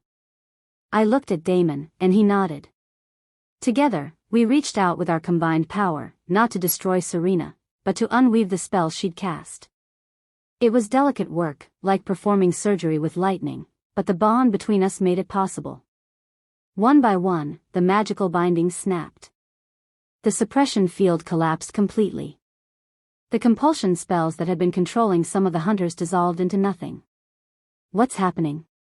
Marcus's voice cut through the night, sharp with panic. Through the trees, I could see the battle raging around the pack house. Silver Moon wolves fought alongside Blood Moon warriors, their temporary alliance born of necessity. The hunters were falling back, their magical advantages stripped away. But Marcus still had Lily. "Let her go," I called out, stepping into the clearing with Damon at my side. Marcus stood with a gun pressed to my sister's temple, his face twisted with rage and desperation. "You ruined everything. Do you have any idea what you've done? I stopped you from destroying 2 packs for your own selfish ambition." "Selfish?" He laughed, and there was madness in the sound. "I was trying to save us. The old ways are dying, Arya. Humans are encroaching on our territory, hunters are getting bolder, and you weak-minded fools cling to outdated traditions about mates and bonds and destiny. So you decided to sell us out to hunters?" "I decided to take control. To forge alliances with those who understand real power." He pressed the gun harder against Lily's head, making her whimper. "I could have made you a queen, Arya. We could have ruled together, brought order to this chaos. By betraying everything we stand for? By being practical." The pendant at my throat pulsed, and suddenly I could see it, the web of lies and deception that Marcus had woven around himself.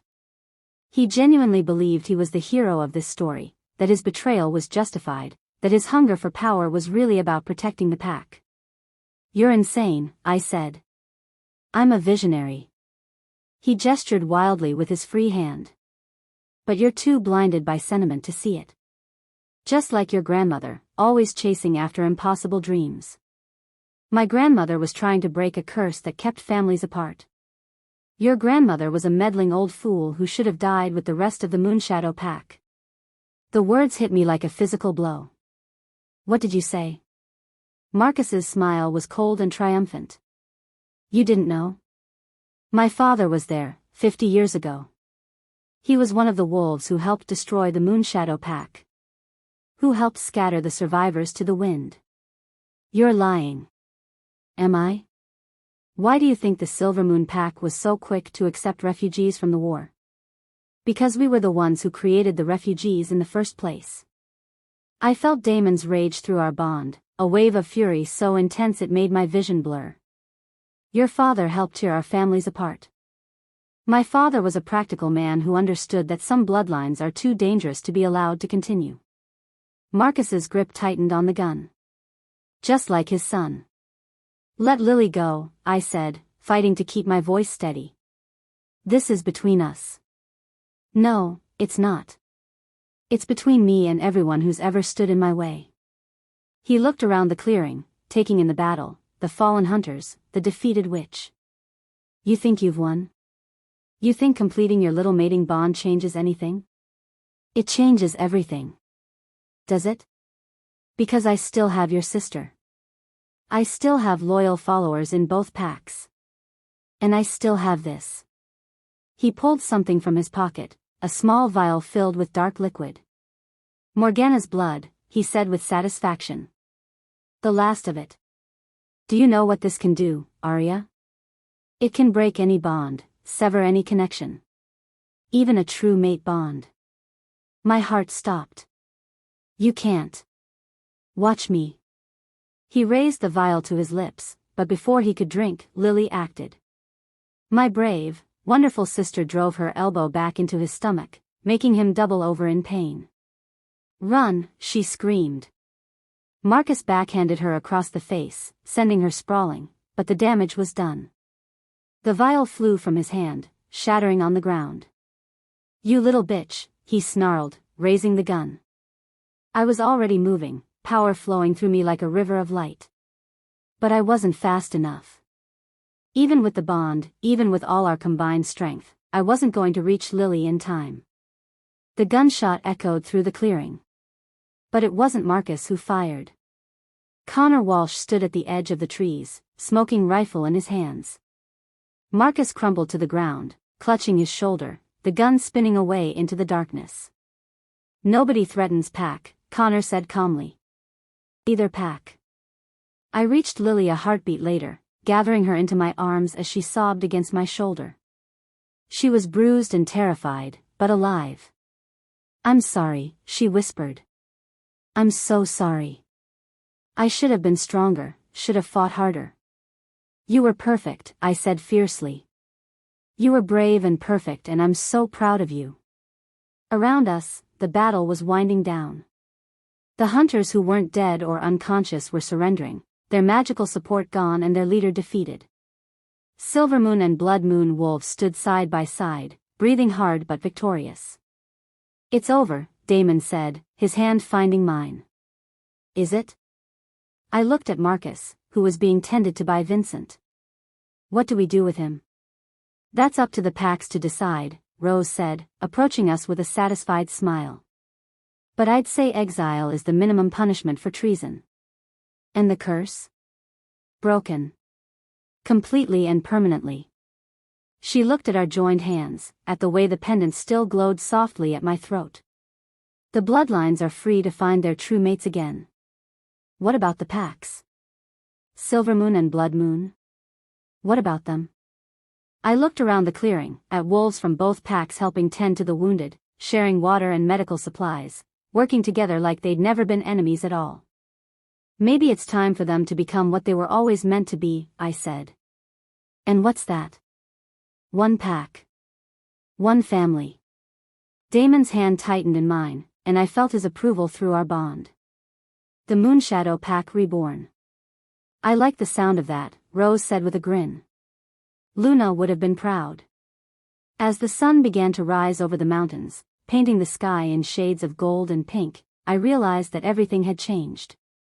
Not just for me and Damon, but for everyone.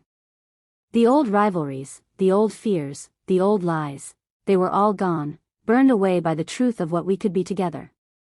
But there was still work to do. Packs to heal, territories to unite, a future to build. And for the first time in my life, I was exactly where I belonged. Chapter 7. The celebration was short-lived.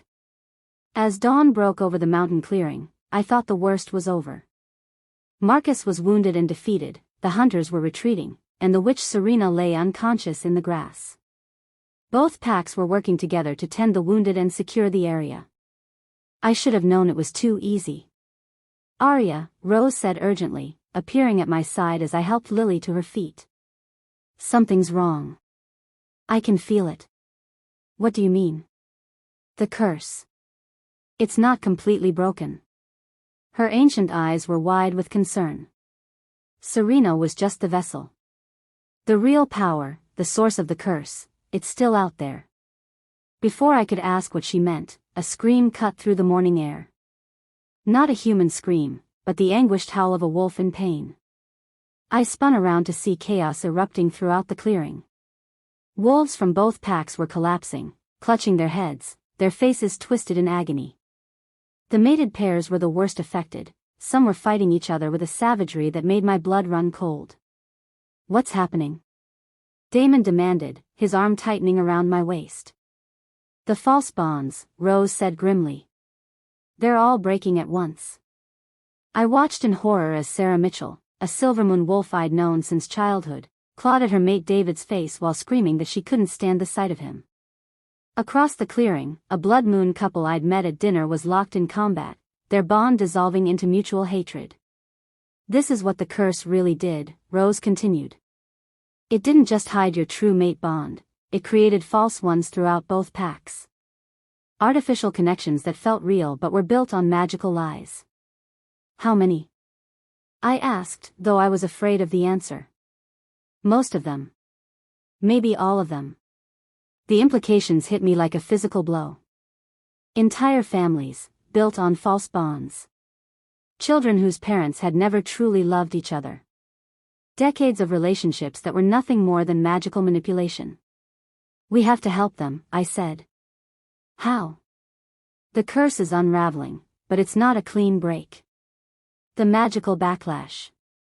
Her words were cut off by a roar of rage. I turned to see Marcus struggling to his feet, his wounded shoulder bleeding freely but his eyes blazing with fury. You did this, he snarled, pointing at me with his good arm. You destroyed everything. Marcus, you need medical attention, Vincent said, approaching cautiously. The shoulder wound. I don't care about the wound. Marcus shoved him away with surprising strength. Don't you understand? She's ruined us all. How did I ruin anything? The bonds. The connections that held our society together. His voice cracked with hysteria. Do you see what's happening? Families are tearing themselves apart. The entire social structure of both packs is collapsing. I looked around the clearing again, and I had to admit he had a point. The chaos was spreading. Wolves who had been mated for decades were looking at each other like strangers. Parents were staring at their children with confusion and loss. It's better than living a lie, I said firmly. Is it? Look at them, Arya.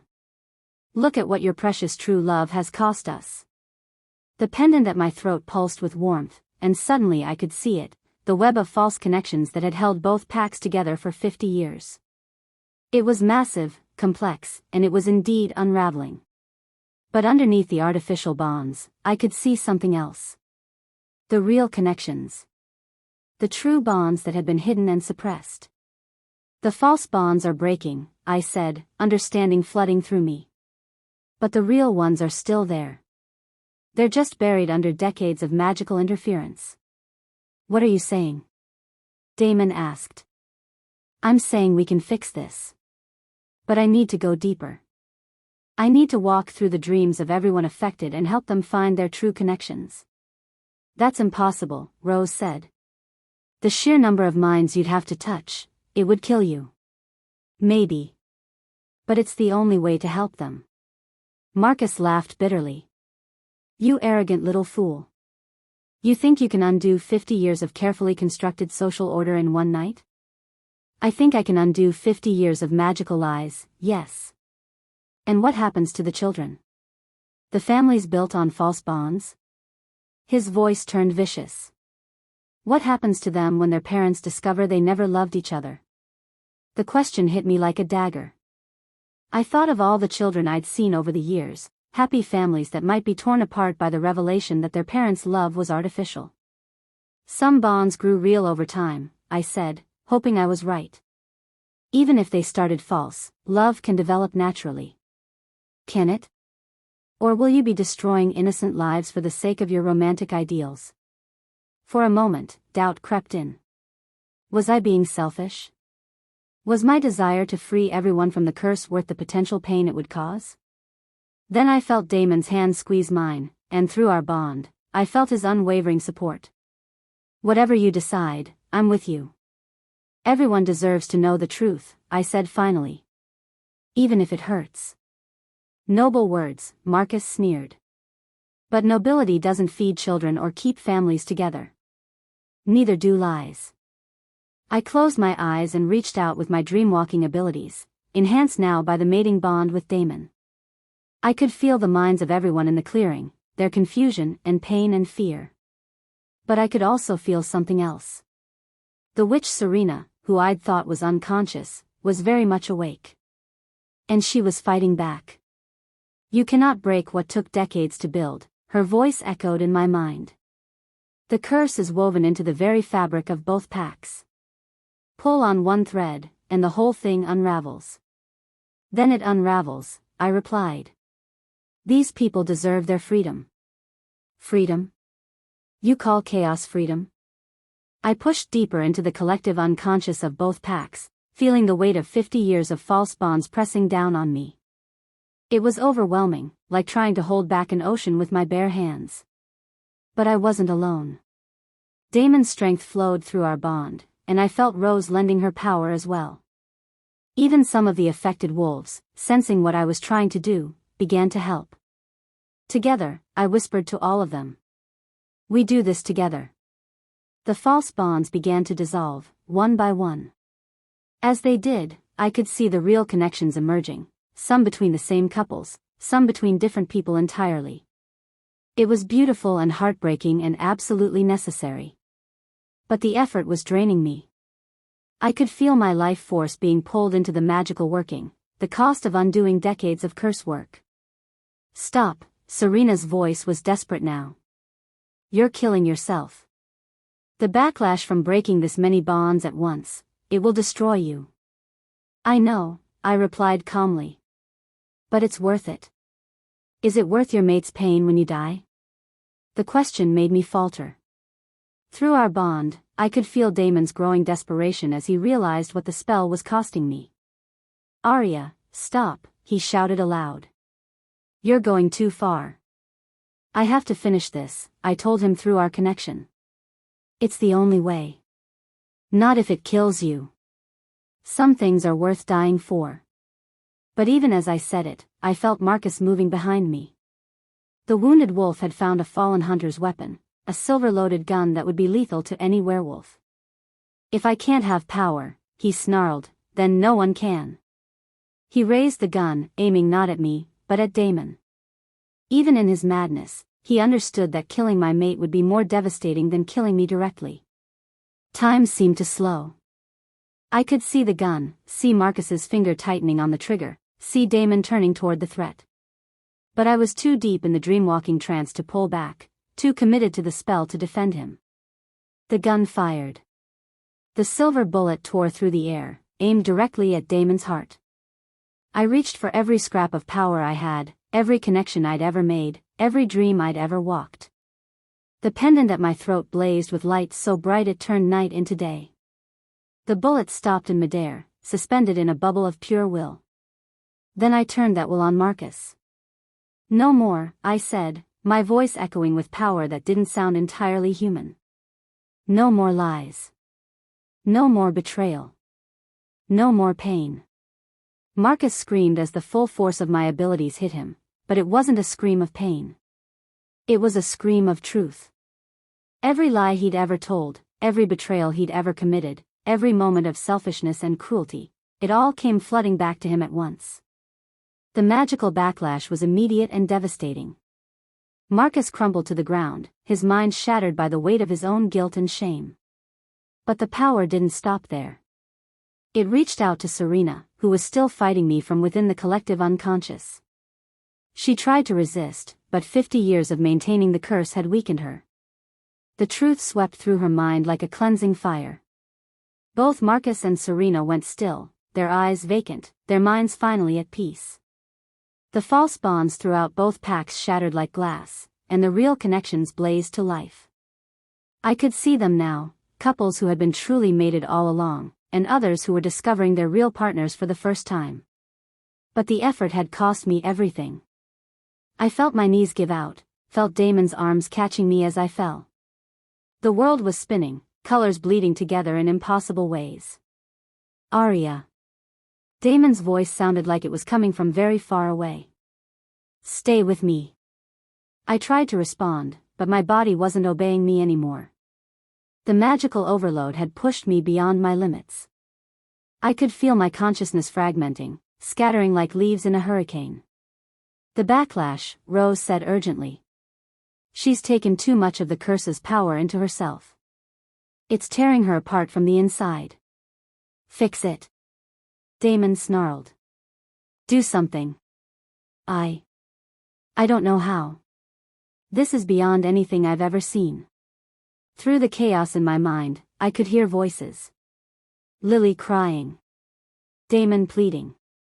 Rose chanting in the old tongue. The sound of both packs working together, their real bonds finally revealed. It was worth it, I thought as darkness closed in around me. Whatever happens to me, it was worth it. But even as my consciousness faded, I could feel something else. A pull, like a rope thrown to a drowning person. The mating bond with Damon, stronger than ever, refusing to let me go.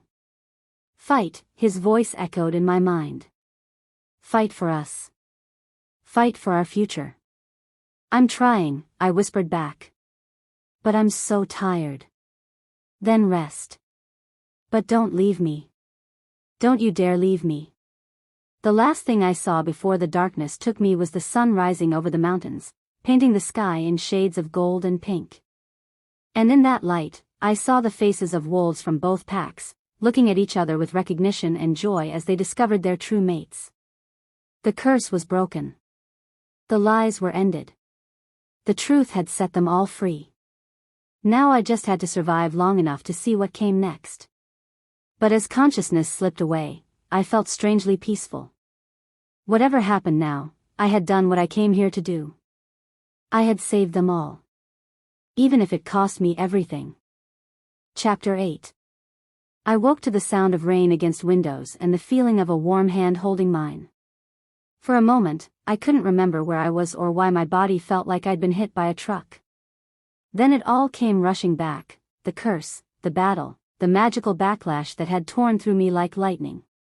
"Arya?" Damon's voice was rough with exhaustion and hope. "Can you hear me?" I opened my eyes to find him sitting beside a bed I didn't recognize, his hair disheveled and his face haggard. He looked like he hadn't slept in days. "How long?" I asked, my voice barely a whisper. 3 days. You've been unconscious for 3 days."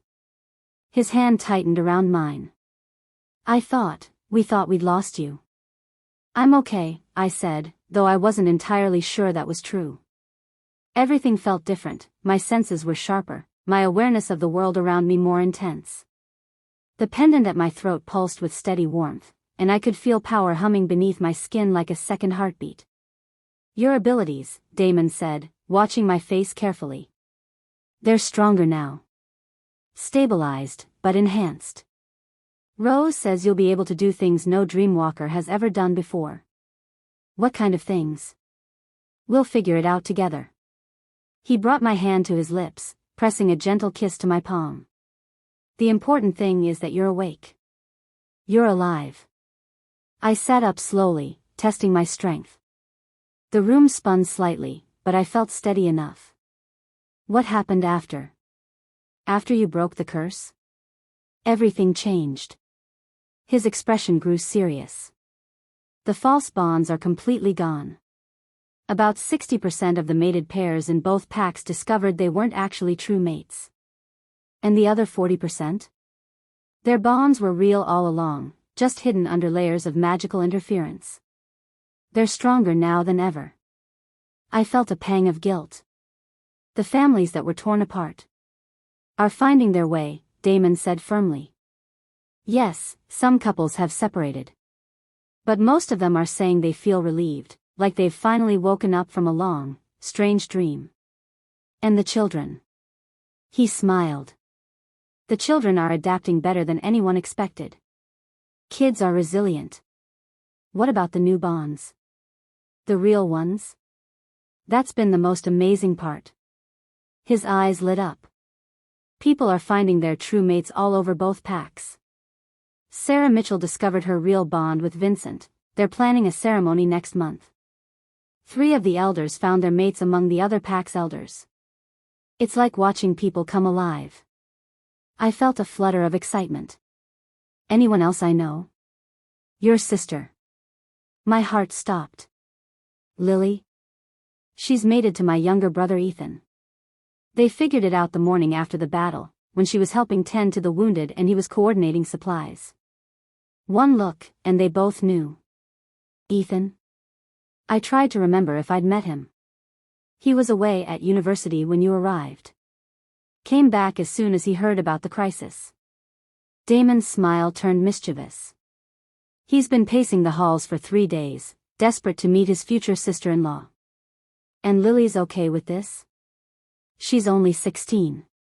She turned 17 yesterday, actually. And she's radiant, Arya. I've never seen her so happy. They won't complete the bond until she's 18, but there's no doubt they belong together. I felt tears prick my eyes. After everything Lily had been through, she deserved happiness. I want to see her. She's been here every day, sitting with you when I needed to handle pack business. She just went to get some food, she'll be back soon. Pack business? Damon's expression grew serious. The packs are merging, Arya. Both councils voted unanimously 3 days ago. We're reforming the Moonshadow Pack, with joint leadership. Joint leadership? You and me. As true mates, as the ones who broke the curse, as the bridge between the bloodlines. He studied my face. If you want it. I know it's a lot to take on, especially after everything you've been through. I thought about it, testing the idea against my heart. Leading a pack, something I'd never imagined for myself. But with Damon beside me, with our bonds strengthening us both, it felt right. What happened to the territories? We're keeping both, but reorganizing. The main pack house will be here in Blood Moon territory. It's larger and more defensible. But we're rebuilding the Silver Moon pack house as a secondary residence and training facility. And everyone's okay with this? More than okay. Rose is serving as our interim advisor, helping coordinate the transition. Connor and Jake are working together as joint betas. Even some of the former Silver Moon elders who were skeptical at first are embracing the change. The door opened, and Lily burst in, her face lighting up when she saw me sitting up. Arya.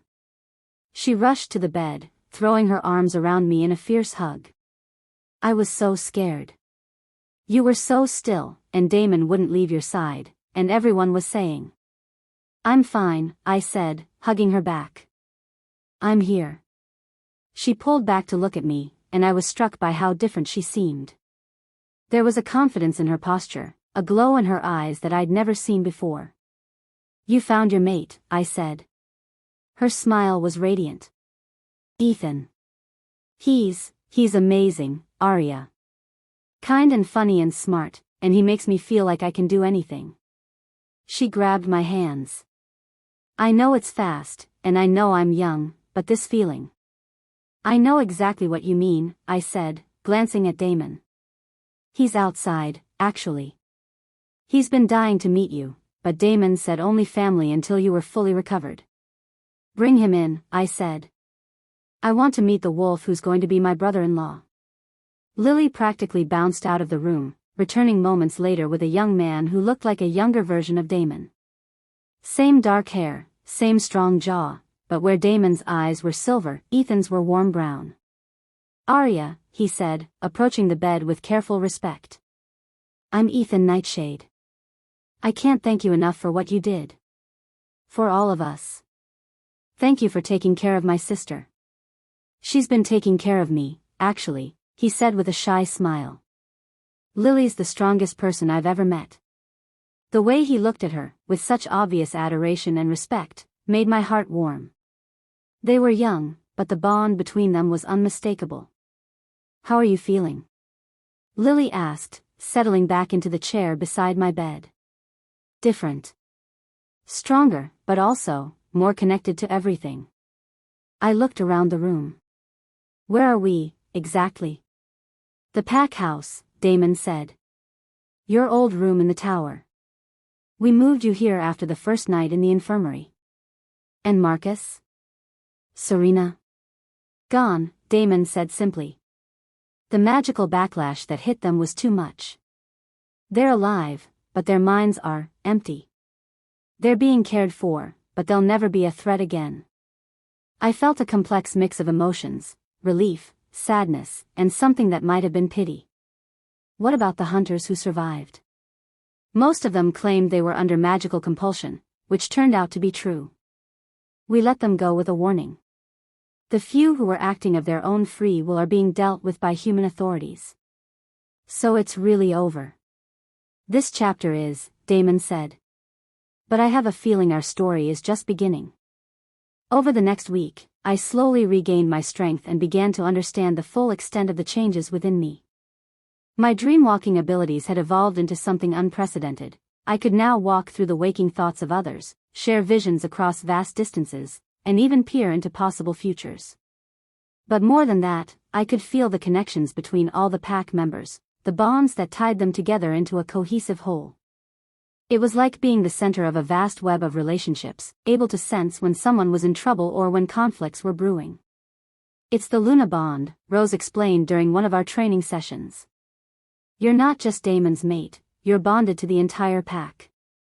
Every wolf under your protection, every family within your territory. That's a lot of responsibility." "It's exactly what you were born for," she said with a smile. "Your mother had the same gift, though she never fully developed it. The curse saw to that." "My mother?" "Elena was meant to be Luna of the original Moonshadow pack. But when the curse took hold, when the pack was destroyed, she lost her connection to that destiny. She's been unconsciously searching for it ever since." I thought about my mother, about her fierce protectiveness and her intuitive understanding of pack dynamics. Does she know? She's starting to. The breaking of the curse has awakened abilities in several of the older wolves. Elena's been having dreams again, visions of what the pack could become. Will she be okay with the changes? She's already talking about moving to Blood Moon territory to help with the transition. Says it's time for the family to be together again. The official merger ceremony was set for the next full moon, giving both packs time to adjust to their new bonds and prepare for the future. In the meantime, life in the combined pack house was a constant whirlwind of activity. Couples were planning ceremonies. Families were relocating. New traditions were being established while old ones were being rediscovered. And through it all, Damon and I worked side by side, learning to lead together. "You're a natural," he said one evening as we reviewed patrol schedules in our study. "I have a good teacher." "No, this is all you." The way you handled the boundary dispute with the Riverside Pack, the solution you found for the housing shortage, the training program for the newly bonded couples, that's pure Luna instinct. I felt a warm glow of pride. For the first time in my life, I felt like I was exactly where I belonged. There's something I want to ask you, Damon said, setting down his papers and turning to face me fully. What? I know we're already bonded. I know the moon witnessed our union, and the pack accepts us as mates. But I want to do this right. I want to give you the ceremony you deserve. My heart skipped. What are you saying? I'm saying I want to marry you, Arya Blackwood. Not just as your mate, but as your partner, your equal, your choice. He dropped to one knee beside my chair, pulling out a ring I'd never seen before. Will you be my wife? My Luna? My everything? The ring was beautiful, a silver band set with a stone that looked like captured moonlight. But it was the expression on his face that took my breath away, the love and hope and vulnerability he was showing me. Yes, I said, tears streaming down my face. Yes, of course, yes. He slipped the ring onto my finger, and I felt a pulse of warmth that seemed to resonate through our bond. Then he was kissing me, and everything else faded away. The ceremony took place 3 weeks later, under the full moon in the clearing where both packs had first come together. Every wolf in our territory was there, along with representatives from allied packs throughout the region. I wore my grandmother's wedding dress, altered to fit me perfectly, with the moon pendant at my throat and flowers from both territories woven into my hair. Damon wore traditional ceremonial robes, his silver eyes bright with joy. Rose performed the ceremony, her voice carrying across the clearing as she spoke the ancient words that would bind us not just as mates, but as leaders of our people. Do you, Damon Nightshade, take Arya Blackwood as your mate, your wife, your equal in all things? I do, he said, his voice clear and strong. Do you, Arya Blackwood, take Damon Nightshade as your mate, your husband, your equal in all things? I do, I replied, my heart full to bursting. Then by the power of the moon above and the earth below, by the witness of your pack and the blessing of your ancestors, I pronounce you husband and wife, Alpha and Luna of the Moonshadow Pack. The howl that went up from the assembled wolves was like nothing I'd ever heard, a sound of pure joy and celebration that seemed to shake the very stars. Later, as we danced under the moonlight with our pack around us, I felt a contentment I'd never imagined possible. Any regrets? Damon asked as he spun me around. Only that it took us so long to find each other. We found each other exactly when we were meant to. I looked around at the faces surrounding us, Connor and his newly discovered mate, a Silvermoon wolf named Melissa Shaw, Vincent and Sarah, whose bond had surprised everyone, Lily and Ethan, young and radiant and full of promise.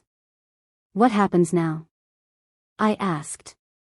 Now we build something new. Something better than what came before. He pulled me closer. Now we write our own story. As if summoned by our conversation, Rose appeared beside us, her eyes twinkling with mischief. Congratulations, my dears. You've done something remarkable here. We've had good teachers, I said. And you'll be good teachers yourselves.